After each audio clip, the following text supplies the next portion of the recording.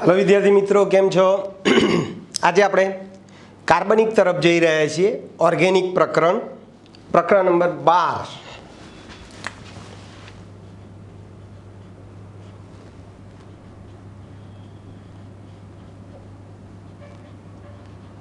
પ્રકરણ નંબર 12 કાર્બનિક રસાયણ વિજ્ઞાન.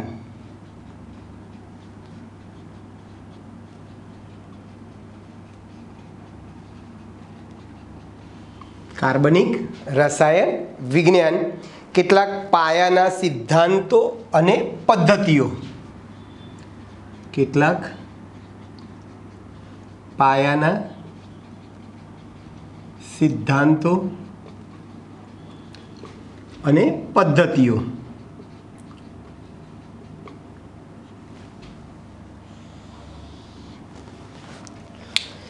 ઓર્ગેનિક કેમિસ્ટ્રી જેને આપણે કહેવાના છીએ, બરાબર છે?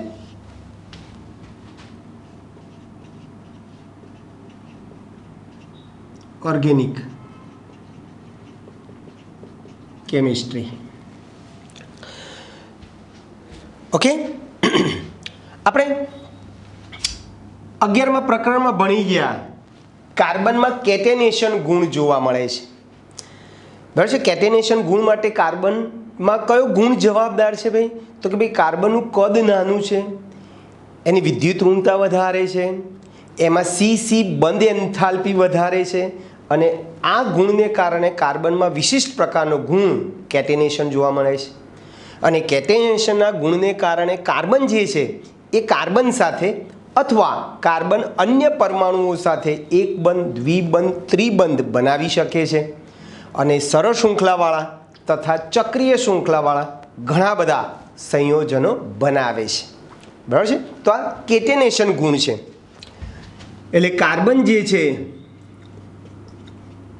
કાર્બનમાં કેટેનેશન ગુણને લીધે શું થશે ભાઈ? કાર્બન બીજા કાર્બન સાથે એક બંધ, દ્વિબંધ કે ત્રિબંધથી જોડાઈ શકે. પછી કાર્બન અન્ય પરમાણુ સાથે પણ જોડાઈ શકે. આ રીતે કાર્બન ઓક્સિજન વચ્ચે એક બંધ હોય, દ્વિબંધ હોય, કાર્બન સલ્ફર વચ્ચે એક બંધ હોય, દ્વિબંધ હોય, કાર્બન નાઇટ્રોજન વચ્ચે એક બંધ હોય, દ્વિબંધ હોય, ત્રિબંધ હોય, કાર્બન હેલોજન વચ્ચે એક બંધ હોય, કાર્બન હાઇડ્રોજન વચ્ચે એક બંધ હોય, વગેરે વગેરે.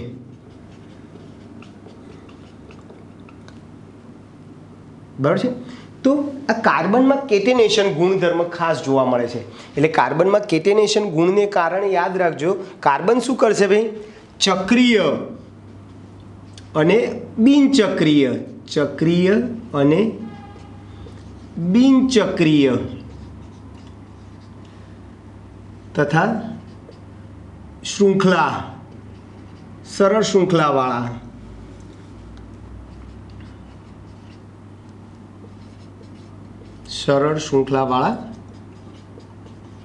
ઘણા બધા સંયોજનો બનાવે છે.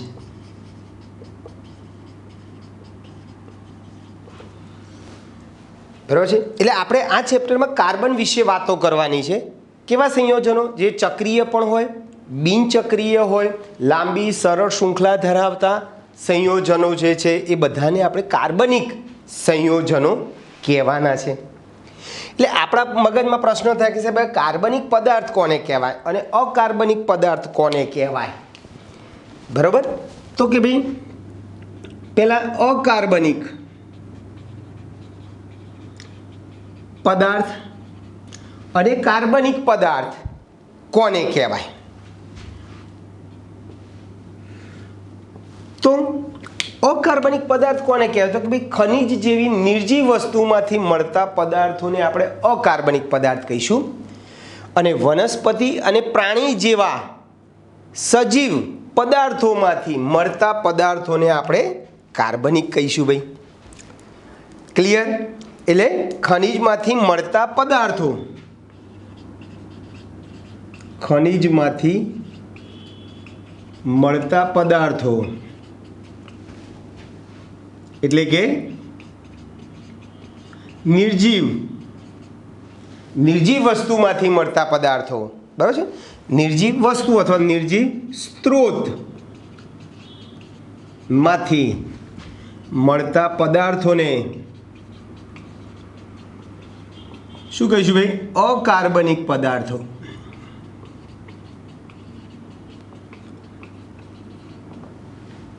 દાખલા તરીકે સોડિયમ ક્લોરાઇડ છે, મેગ્નેશિયમ સલ્ફેટ છે, કેલ્શિયમ ફોસ્ફેટ છે,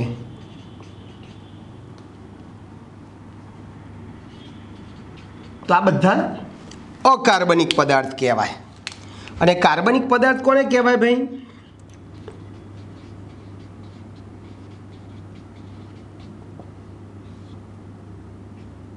કાર્બનિક પદાર્થો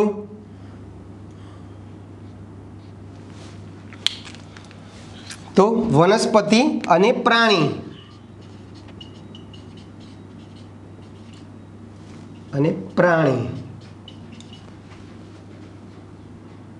માંથી, એટલે કે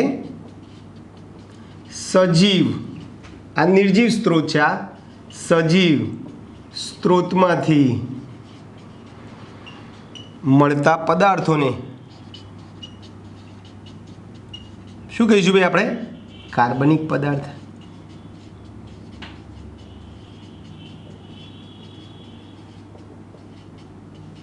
દાખલા તરીકે DNA છે,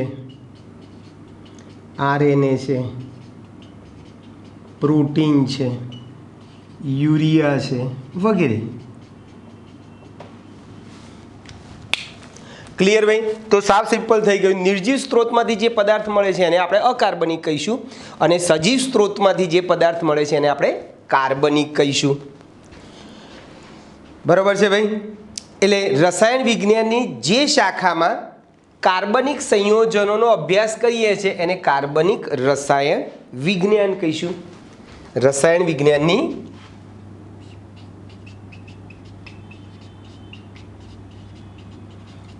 વિજ્ઞાનની જે શાખામાં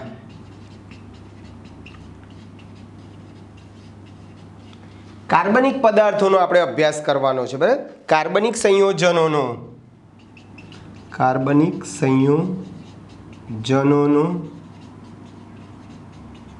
અભ્યાસ કરવામાં આવે છે તેવા વિજ્ઞાનને કાર્બનિક રસાયણ વિજ્ઞાન કહીશું. ક્લિયર દોસ્તો? પછી સ્વીડનના વૈજ્ઞાનિક બર્ઝેલિયસે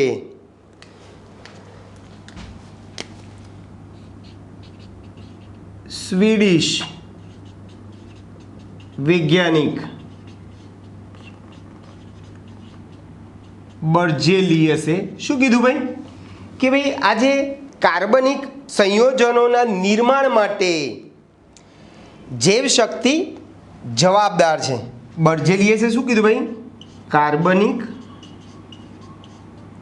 સંયોજનોના નિર્માણ માટે જૈવ શક્તિ જવાબદાર છે. એટલે બર્ઝેલિયસે એવું કીધું ભાઈ કે ભાઈ કાર્બનિક પદાર્થો હંમેશા જૈવિક પદાર્થો, જીવંત સજીવ સ્ત્રોતમાંથી જ મળે. એને આવું સ્પષ્ટ કીધું કે ભાઈ કાર્બનિક પદાર્થો ક્યાંથી મળે? સજીવ સ્ત્રોતમાંથી જ. બરાબર છે? જૈવિક શક્તિ એટલે આપણા શરીરમાંથી જ કાર્બનિક સંયોજનોના નિર્માણ માટે આપણું શરીર જવાબદાર છે. બસ સજીવ સૃષ્ટિ જવાબદાર છે એવું એણે કીધું. પણ 1828માં ફ્રીડરિચ વોહલરે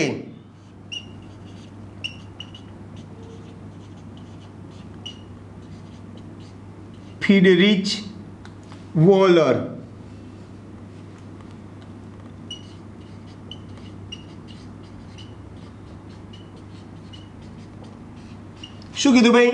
કે ના, એવું કંઈ જરૂરી નથી ભાઈ. કે ભાઈ કાર્બનિક સંયોજનો સજીવ સ્ત્રોતમાંથી જ મળે એવું જરૂરી નથી, નિર્જીવ સ્ત્રોતમાંથી પણ મળી શકે છે. બસ એટલે એને એવું કીધું, એને આ બર્જેલિયસની જે હકીકત હતી બસ એ એને ખોટી પાડી. બસ વોલરે એવું કીધું ભાઈ કે ભાઈ એમોનિયમ સાયનેટ જેવા અકાર્બનિક જેવા નિર્જીવ સ્ત્રોતમાંથી પણ તમે કાર્બનિક સંયોજનો બનાવી શકો છો. બરાબર છે. શું કીધું ભાઈ વોલરે? એમોનિયમ સાયનેટ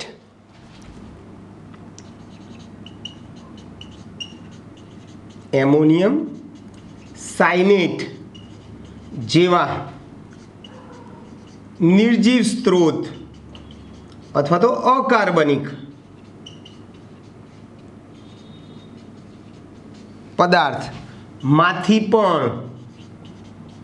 પણ કાર્બનિક સંયોજનો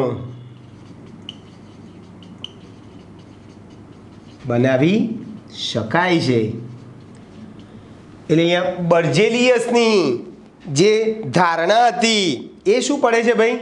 ખોટી પડે છે. બર્જેલિયસે એવું કીધું કે ભાઈ સજીવ સ્ત્રોતમાંથી જ કાર્બનિક પદાર્થ બને. વોલરે એવું કીધું કે ના ભાઈ એવું નથી, બસ સજીવ સ્ત્રોતમાંથી એ મળે અને નિર્જીવ સ્ત્રોતમાંથી એ તમારે બનાવો તો તમે બનાવી શકો છો. કયું કીધું ભાઈ? Ammonium cyanate NH4CnO.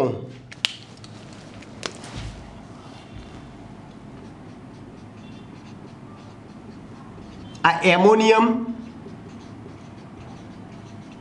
સાયનેટ છે.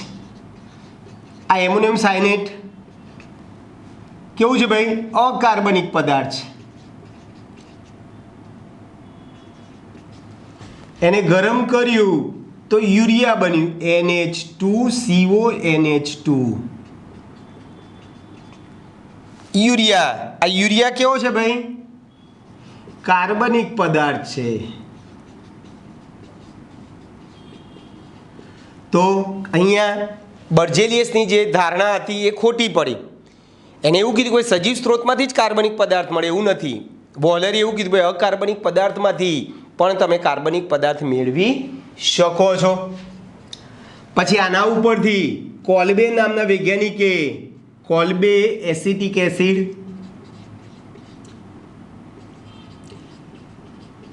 કોલ્બે નામના વૈજ્ઞાનિકે શું બનાવ્યું ભાઈ? કોનું સંશ્લેષણ કર્યું ભાઈ? એસિટિક એસિડનું સંશ્લેષણ કર્યું. પછી બર્થલોટ નામના વૈજ્ઞાનિકે મિથેન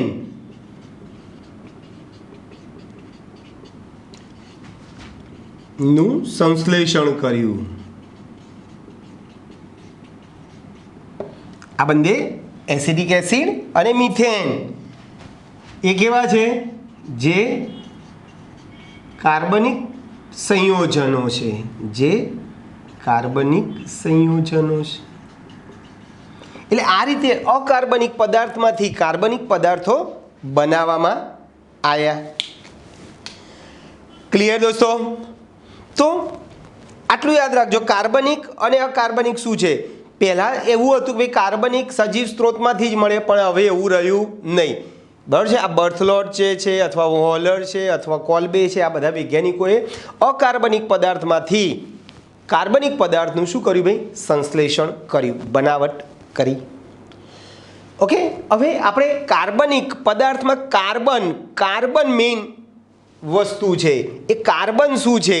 કાર્બનની ઇલેક્ટ્રોન શું છે? કાર્બન કેવી રીતે બંધ બનાવે છે? બરાબર છે, એની આપણે ચર્ચા કરીએ.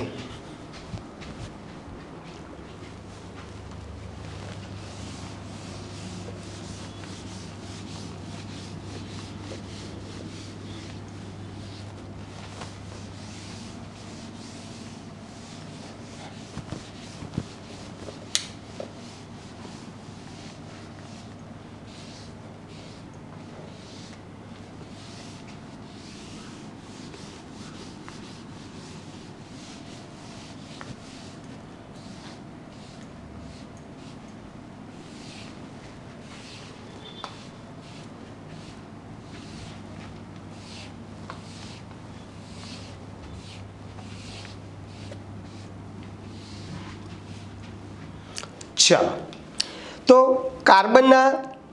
કાર્બનની સંયોજકતા પહેલા તો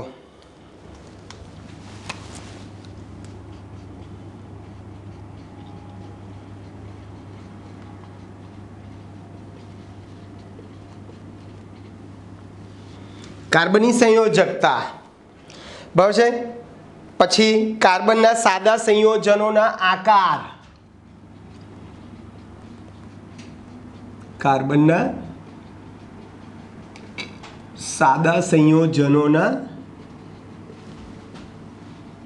આકાર,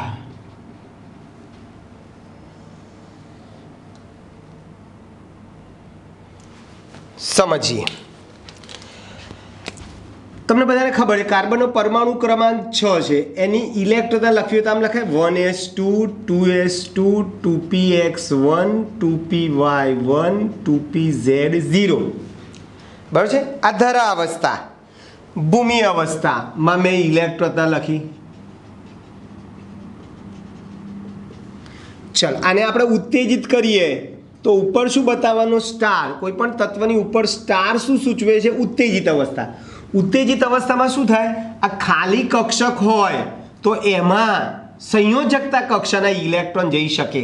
1s ના જાય. છેલ્લી કક્ષા નંબર 2 છે તો 2 નંબરવાળી કક્ષામાં આ જે 2s માંથી એક ઇલેક્ટ્રોન જે છે એ આ 2pz માં શિફ્ટ થાય છે. બરાબર છે. 2pz માં એક ઇલેક્ટ્રોન ગયો. ક્યાંથી ગયો?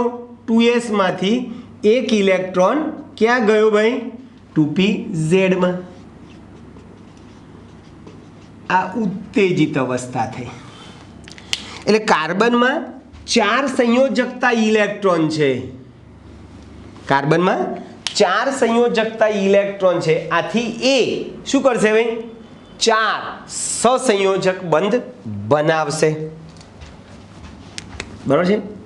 આમ કાર્બનમાં 4 સંયોજકતા ઇલેક્ટ્રોન હોવાથી તે 4 બંધ બનાવે. 4 બંધ બનાવે છે. ચલો હવે એ 4 કયા બંધ બનાવે ભાઈ? સહસંયોજક બંધ બનાવે.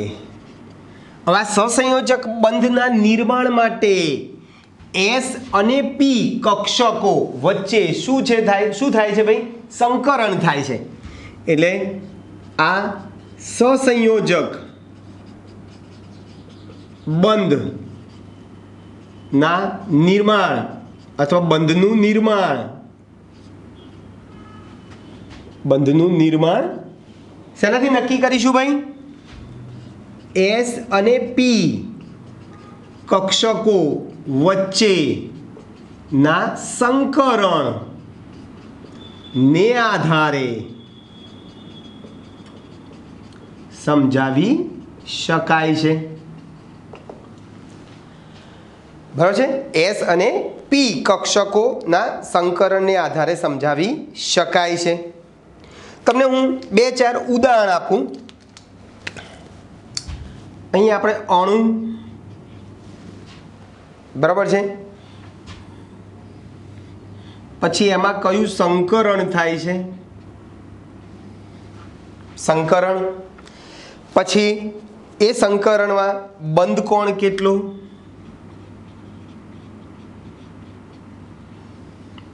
એનો આકાર કયો થાય? S લાક્ષણિકતા કેટલી? P લાક્ષણિકતા કેટલી? S લક્ષણ અને P લક્ષણ.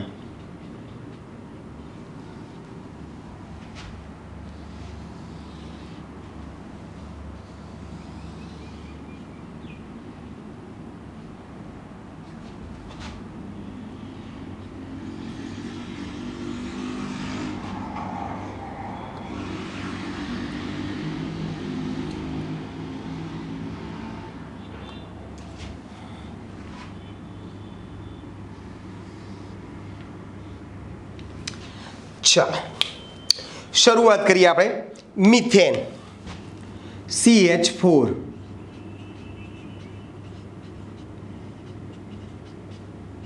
મિથેનમાં sp3 સંકરણ થાય છે, બંધ કોણ 109 ડિગ્રી 28 કળા, 109 ડિગ્રી 28 કળા છે.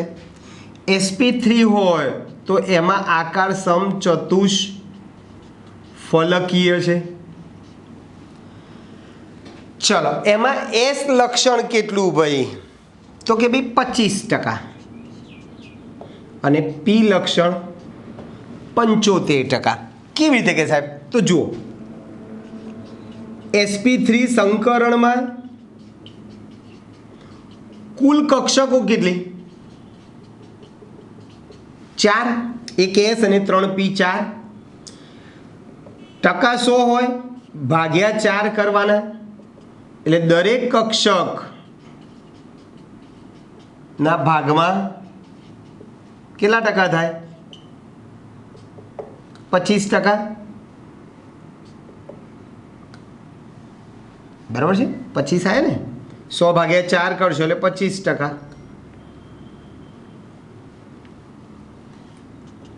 એટલે શું થશે, દરેક કક્ષક ના ભાગમાં 25% આવે. હવે એસ કક્ષક sp3 માં એસ એક જ છે એટલે એકના ભાગમાં 25%, પી 3 છે એટલે એકના 25 હોય તો 3ના કેટલા થાય, 75%. બરાબર છે, 3ના 75% તમે કહી શકો છો. બરાબર છે. પછી ઇથેન પણ C2H6, ઇથેનમાં પણ સેમ ટુ સેમ. પછી ઇથિન લઈએ C2H4, બરાબર છે, ઇથિન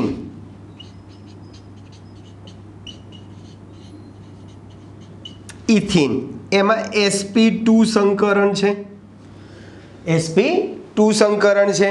બંધકોણ એમાં બે પ્રકારના બંધકોણ ઇથિનમાં જોવા મળશે, એક 121 ડિગ્રી જોવા મળે છે અને બીજો 117.6 ડિગ્રી. એનો આકાર સમતલીય છે.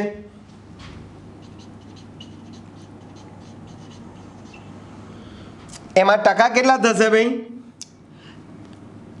33.3 અને આ 66.6. કેવી રીતે ભાઈ, તો તમે કહી શકો ઉપરની જેમ જ sp2 માં શું હોય ભાઈ, sp2 સંકરણમાં કુલ કક્ષક કેટલી, 3, એક એસ ને 2 પી એટલે 100 ભાગ્યા 3, 33.3%. એટલે એકના ભાગમાં, દરેક કક્ષકના ભાગમાં 33.3 આવશે. એસ એક છે એટલે એના 33.3, પી 2 છે એટલે 33.3 ગુણ્યા 2. ક્લિયર ભાઈ.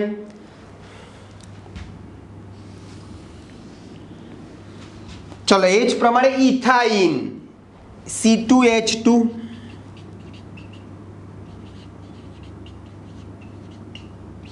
C2H2.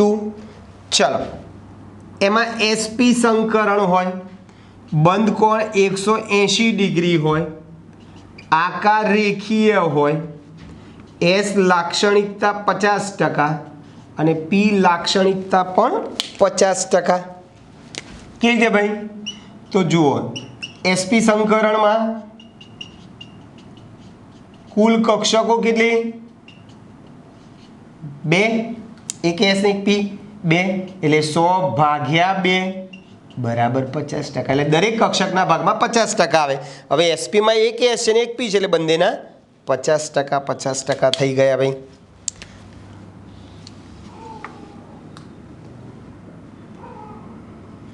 ક્લિયર દોસ્તો. તો આ ટકા યાદ રાખજો. લાક્ષણિકતા, એ લાક્ષણિકતા ને આધારે કાર્બન ની વિદ્યુત ઋણતા એ લાક્ષણિકતાને આધારે નક્કી થતી હોય છે. બરાબર છે ભાઈ, કે ભાઈ શેમાં લાક્ષણિકતા સૌથી વધારે છે, એસ લાક્ષણિકતા જેમાં વધુ, બરાબર છે, એમાં કાર્બનની વિદ્યુત ઋણતા વધુ.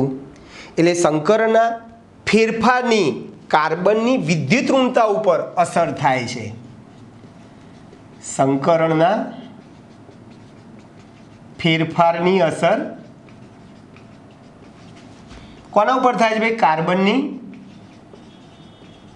વિદ્યુત ઋણતા ઉપર થાય છે.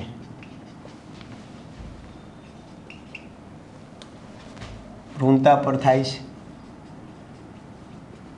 એટલે કે જેમાં એસ લાક્ષણિકતા સૌથી વધારે એ સંયોજનમાં કાર્બનની વિદ્યુત ઋણતા વધારે.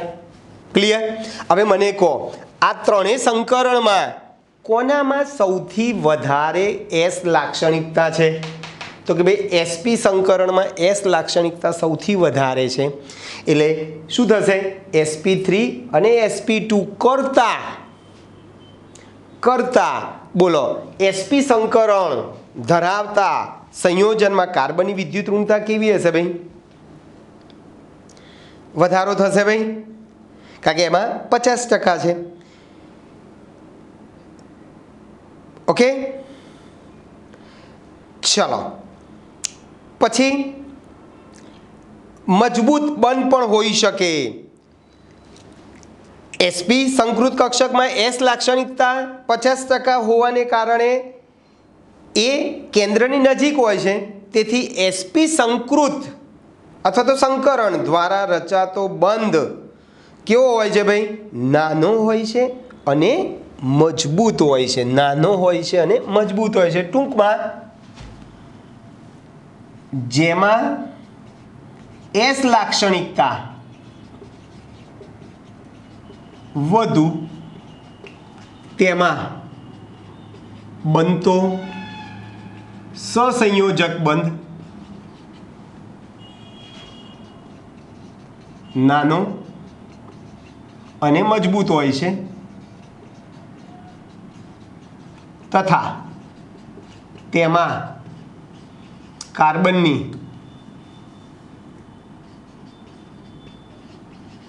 કાર્બનની વિદ્યુત ઋણતા કેવી હોય ભાઈ?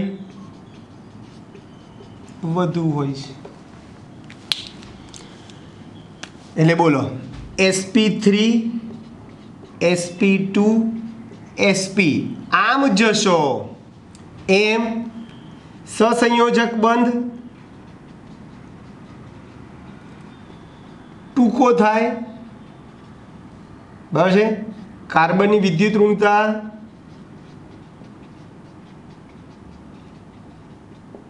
વધે.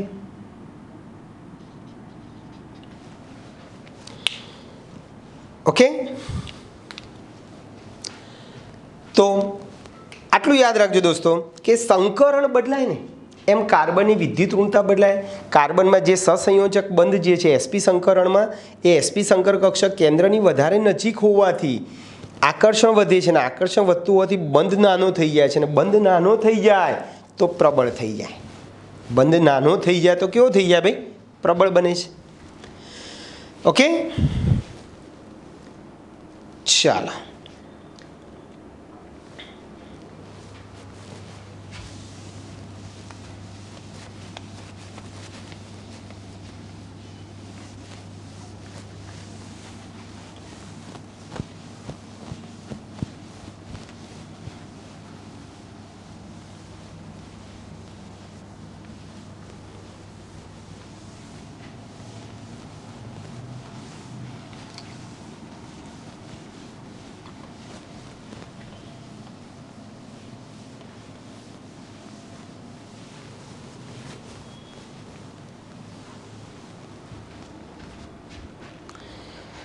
ચલો પાઇબંધની મહત્વની લાક્ષણિકતા. પાઇબંધની મહત્વની લાક્ષણિકતા. આપણે પ્રકરણ 4 ઇથિનમાં સંકરણ ભણી ગયા, યાદ હોય તો. બરાબર છે? બે સમાંતર પી કક્ષકો. આ રીતે જો પી કક્ષકનો આકાર કેવો હોય ભાઈ? ડમ્બેલ્સ હોય. બરાબર છે? આ પી કક્ષક છે. આ એક પી કક્ષક, આ બીજી પી કક્ષક.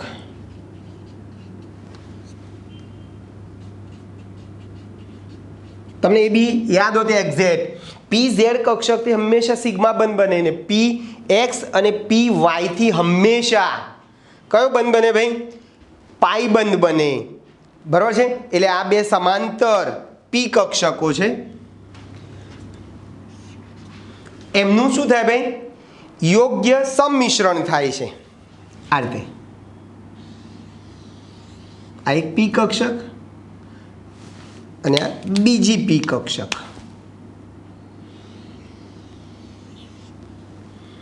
બરાબર છે. દૂર બંધ ધરીથી દૂર અહીંયા સંમિશ્રણ થાય છે. બંધ ધરીથી દૂર સંમિશ્રણ થાય છે. આ રીતે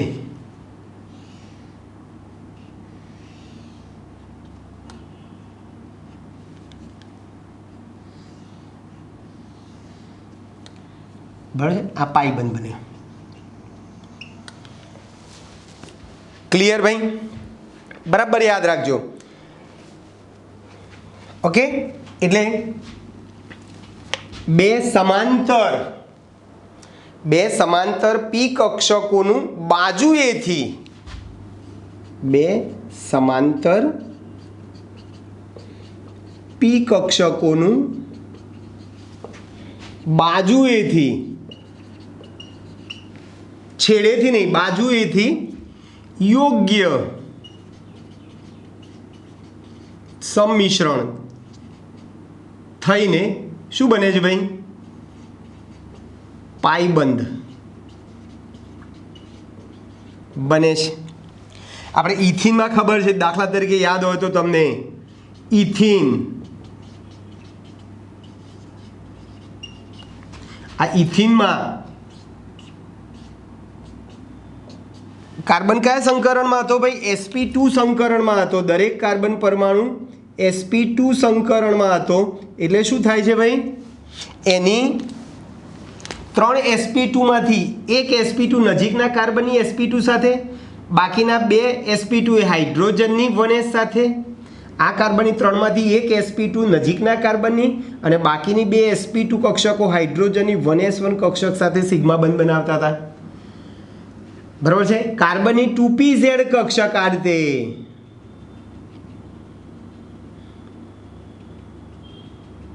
કાર્બનની 2pz કક્ષક સંકરણમાં ભાગ લેતી નહોતી અને એના સંમિશ્રણથી આ બે જે સમાંતર પી કક્ષકો જે છે એ બે સમાંતર પી કક્ષકોનું બાજુએથી અહીંયાથી સંમિશ્રણ થઈ અને અહીંયા બંધ ધરીથી દૂર કયો બંધ બનતો હતો ભાઈ? પાઈ બંધ બનતો હતો. બંધ ધરીથી દૂર પાઈ બંધ બને છે. બરાબર છે ભાઈ? હવે આ લંબ રૂપે પાઈ બંધ બને છે. પાઈ બંધ આ સિગ્મા બંધના સમતલને કેવી રીતે બને છે ભાઈ? લંબ રૂપે બને છે. તેથી કાર્બન કાર્બન દ્વિબંધમાં સી ડબલ બંધ સી ભ્રમણ શક્ય બનતું નથી. એટલે આમાં જેમાં સીસી ભ્રમણ શક્ય નથી. બરાબર છે ભાઈ?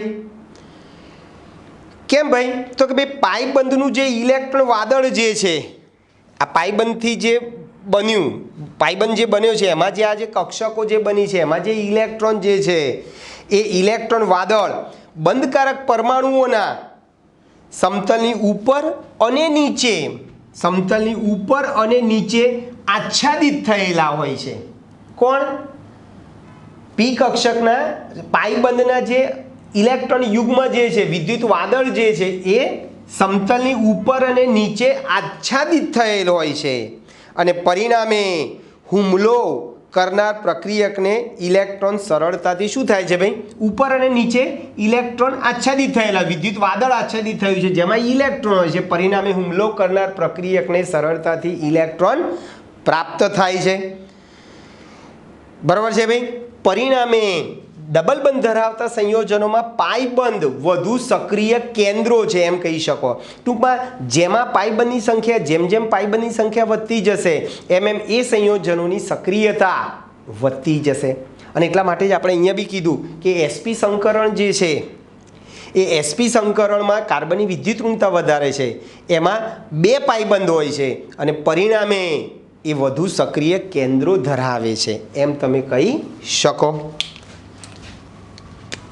બરાબર, એટલે જેમ બહુબંધ, બરાબર છે, બહુબંધ ધરાવતા અણુમાં અથવા તો બહુબંધ ધરાવતા અણુમાં કયા કેન્દ્રો હોય છે ભાઈ? પાયબંધ વધુ સક્રિય કેન્દ્રો પૂરા પાડે છે. ટૂંકમાં જેમાં પાયબંધની સંખ્યા વધારે એમ એની સક્રિયતા વધારે. ટૂંકમાં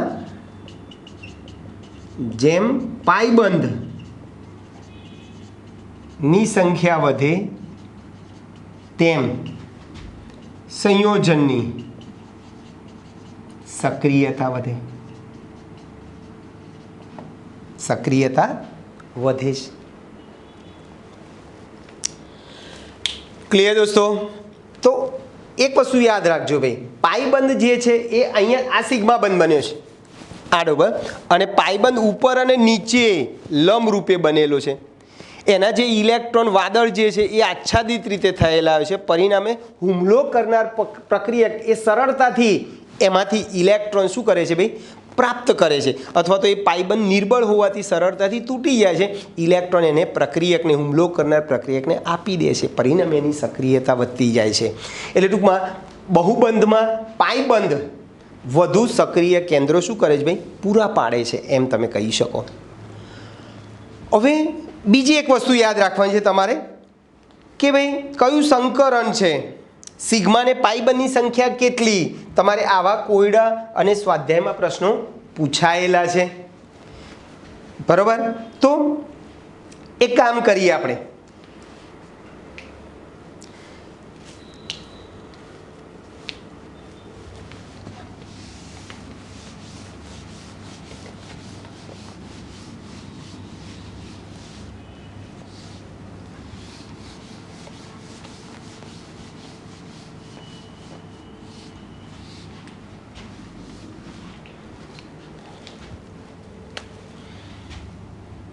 યાદ રાખો, શું યાદ રાખો ભાઈ? જુઓ, કાર્બન હંમેશા 4 બંધ બનાવે કાર્બનિક સંયોજનોમાં. પછી હાઇડ્રોજન અને હેલોજન એટલે કે Cl Br I બધા 1 બંધ બનાવે. ઓક્સિજન સલ્ફર 2 બંધ બનાવે. બરાબર છે. નાઇટ્રોજન ફોસ્ફરસ 3 બંધ બનાવે. એટલે કોણ કેટલા બંધ બનાવે છે એક વસ્તુ યાદ રાખો. બીજી વસ્તુ, એકલ બંધથી જોડાયેલ તમામ કાર્બન sp3 સંકરણમાં હોય.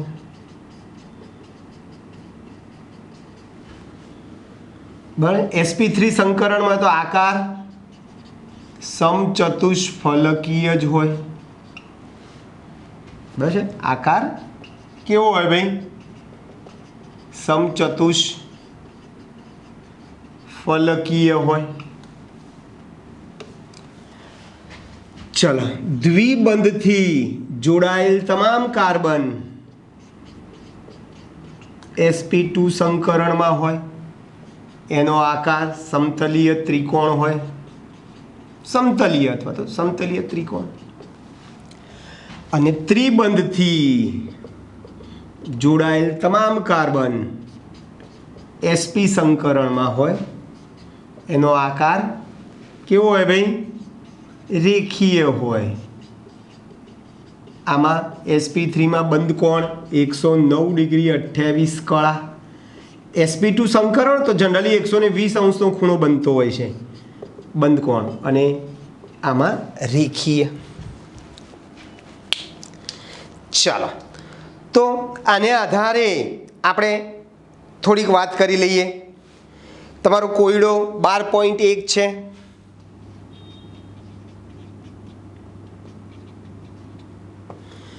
12.1 શું કહે છે ભાઈ? સિગ્માને પાઈ બંધ શોધો. સિગ્મા અને સિગ્મા કહેવાય અને આને પાઈ કહેવાય. સિગ્મા અને પાઈ બંધની સંખ્યા ગણો. સિગ્મા અને પાઈ બંધની સંખ્યા આપણે શોધવાની છે. ચલો એમાં શું આપ્યું છે ભાઈ? HC પછી ટ્રિપલ બોન્ડ CH બરાબર, પછી double bond CH3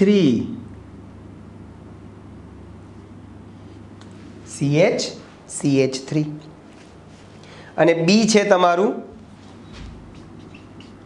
CH2 double bond C double bond CH3. ચલો ભાઈ, પહેલાં તમારે શું કરવાનું ભાઈ? આને આ રીતે ગોઠવી દેવાના. આ રીતે જુઓ, કાર્બન જોજો. આને હું કેવી રીતે લખું છું બરાબર ધ્યાનથી જોજો તમે. બોલો, આને આમ લખું CH, પછી આ 3 બંધ, પછી આ C છે બરાબર છે, પછી આ CH, આમ નીચે H, ઉપર લખો નીચે લખો CH, પછી આ CH3 છે. લખી શકો આ રીતે. ફરીથી જો આ CH2 છે, H ઉપર લખો નીચે લખો, થઈ ગયું CH2, પછી ડબલ બોન્ડ C, પાછો ડબલ બોન્ડ CH અને CH3. તમે આમ લખશો તો તમને એકદમ ઇઝી થઈ જશે, તો તમે ઇઝીલી આ વસ્તુ કરી શકશો. હવે એકલ બંધથી જે જોડાયા છે, આપણે તો સિગ્મા અને પાઈ બંધની વાત કરવાની છે. એકલ બંધ, બીજી એક વસ્તુ યાદ રાખો, એકલ બંધ, બધા જ એકલ બંધ, બધા જ એકલ બંધ, બધા જ એકલ બંધ સિગ્મા પ્રકારના હોય છે. એકલ બંધ બધા સિગ્મા હોય બરાબર છે, અને એ સિવાયના બધા પાઈ બંધ હોય બરાબર છે. પછી ડબલમાં એક સિગ્મા એક પાઈ બંધ હોય. પછી 3 બંધ હોય ને આ રીતે, તો 3માં એક સિગ્મા અને 2 પાઈ બંધ હોય. યાદ રાખજો. ચાલો જુઓ, એકલ બંધ બધા સિગ્મા પ્રકારના છે. એટલે જો આ એક સિગ્મા, 2 3 4 5 6 7 8 થયા. પછી આ ડબલમાં એક સિગ્મા હોય ને એક પાઈ હોય, એટલે અહીંયા 8 હતા, એક 9. ચલો, એક સિગ્મા 10 થયા ટોટલ, અને બાકીના 2 પાઈ. કીધું ને, આ ડબલ બંધમાં એક સિગ્મા અને એક પાઈ કર્યો. આ 3 બંધ હતા, તો 3 બંધમાં એક સિગ્મા લીધો ને બાકીના 2 પાઈ લીધા. તો બોલો શું થશે? પાઈ બંધની સંખ્યા કેટલી થશે ભાઈ?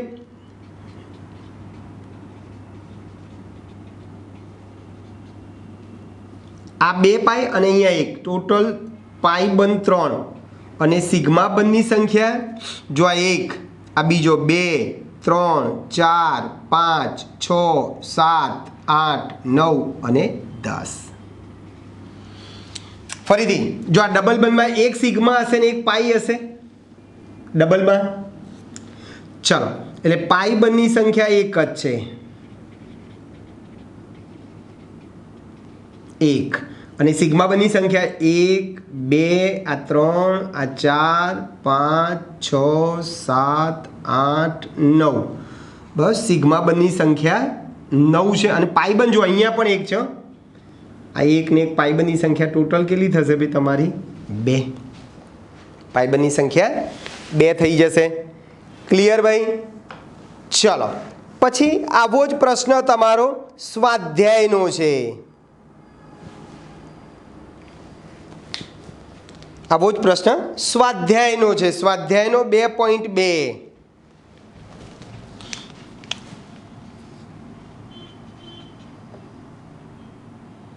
સ્વાધ્યાય 12.2 હા, એમાં પણ સિગ્મા અને પાઈ બંધની સંખ્યા શોધવાની છે. આ જ રીતે ચલો પહેલું ઉદાહરણ શું છે? C6H6 C6H6 આને આમ લખાય. દરેક ખૂણા ઉપર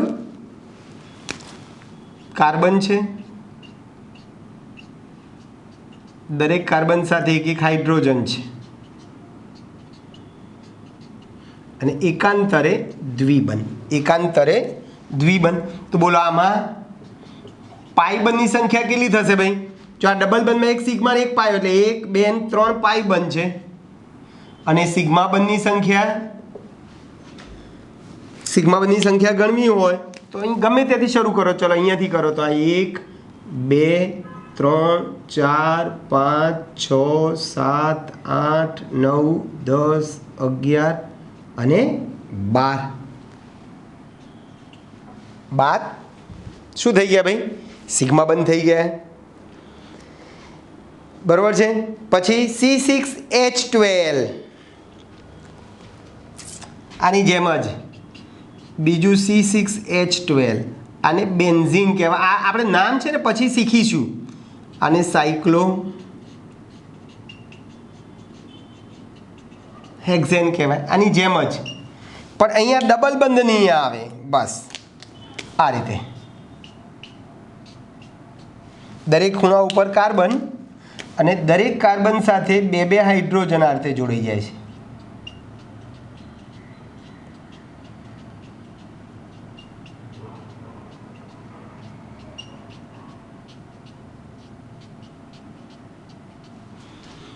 થઈ ગયું ભાઈ? એટલે આમાં પાઈબંધ એક ક્યાં નથી, પાઈબંધ એક પણ નથી, 0. બાકી બધા સિગ્મા છે. સિગ્મા બંધ કયા કેટલા થશે? આ 1 2 3 4 5 6 7 8 9 10 11 12 13 14 15 16 17 ને 18. સિગ્મા બંધ 18 થઈ જશે. બરાબર છે ભાઈ? પછી CH2Cl2 ત્રીજું CH2Cl2 ABC આપેલા છે.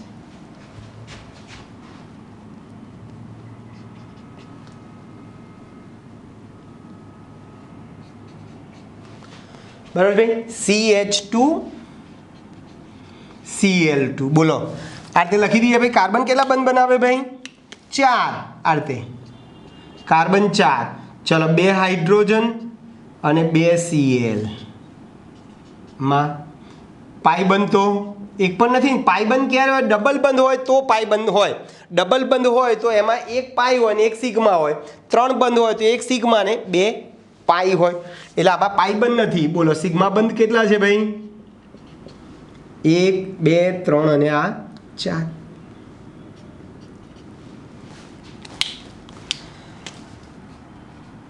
બરાબર છે ભાઈ? પછી છે તમારું CH2 ડબલ બોન્ડ CCH2.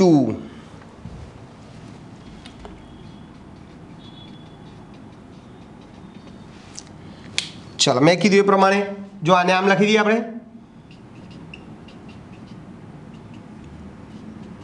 આને આમ લખી દીધું.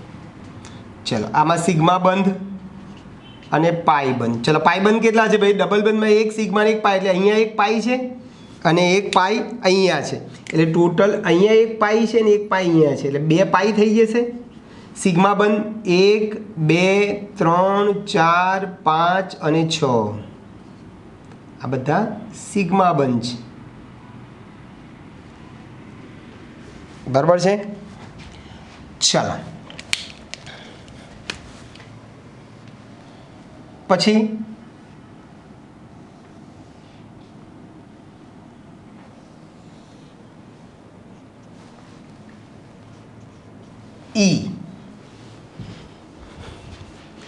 ઈમાં શું છે ભાઈ?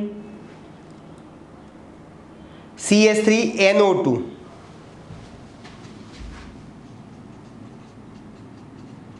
NO2 નામ લખાય, CH3 નામ લખીશું,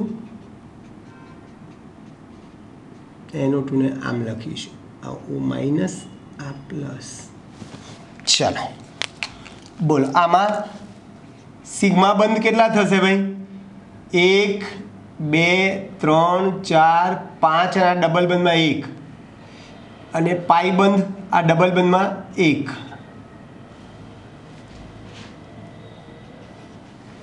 અને છેલ્લું ઉદાહરણ કયું છે? HCO NHCH3, HCO NHCH3 બરાબર. આ 1 2 3 4 5 અને આ 6. ચલો ફરીથી આની જેમ જ HCO NHCCH3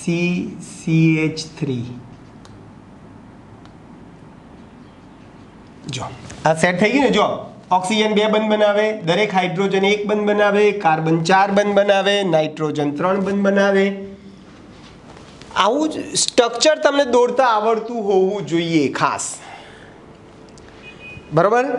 ચલો એટલે મેં કાર્બન 4 બંધ બનાવે છે, નાઇટ્રોજન 3 બંધ બનાવે છે, ઓક્સિજન 2 બંધ બનાવે છે, દરેક હાઇડ્રોજન 1 બંધ બનાવે છે. મેં એ રીતે ગોઠવી દીધું, પછી તમને આવડે છે. ચલો આમાં સિગ્મા બંધ, પહેલાં પાઈ બંધ જોઈ લઈએ. પાઈ બંધની સંખ્યા આ ડબલ બંધમાં 1 સિગ્મા અને 1 પાઈ હોય. આ 1 સિગ્મા હશે અને 1 પાઈ છે, એટલે પાઈ બંધની સંખ્યા 1. સિગ્મા બંધની સંખ્યા 1 2 3 4 5 6 7 8. બરાબર છે ભાઈ. 1 પાઈ બંધ અને 8 સિગ્મા બંધ. ક્લિયર દોસ્તો? સિગ્મા અને પાઈ બંધ આ રીતે તમે સ્ટ્રક્ચર તમે દોરશો તો તમને તરત જ આઈડિયા આવી જશે. ઓકે, તો અહીં સુધી રાખીએ છીએ. આવતી વખતે હજુ પ્રેક્ટિસ કરીશું. આ જે લખાય ને કે એકલ બંધથી જોડાયેલા બધા જ કાર્બન sp3 સંકરણમાં હોય, ડબલ બંધથી જોડાયો બધા sp2માં હોય, 3 બંધથી જે જોડાયા બધા કાર્બન sp સંકરણમાં, એના ઉદાહરણ કોયડાની રજૂઆત આપણે આવતી વખતે કરીશું. ઓકે દોસ્તો, તો અહીં સુધી રાખીએ છીએ, બાકીનું નેક્સ્ટ ટાઈમ. ઓકે, મળીએ, બાય.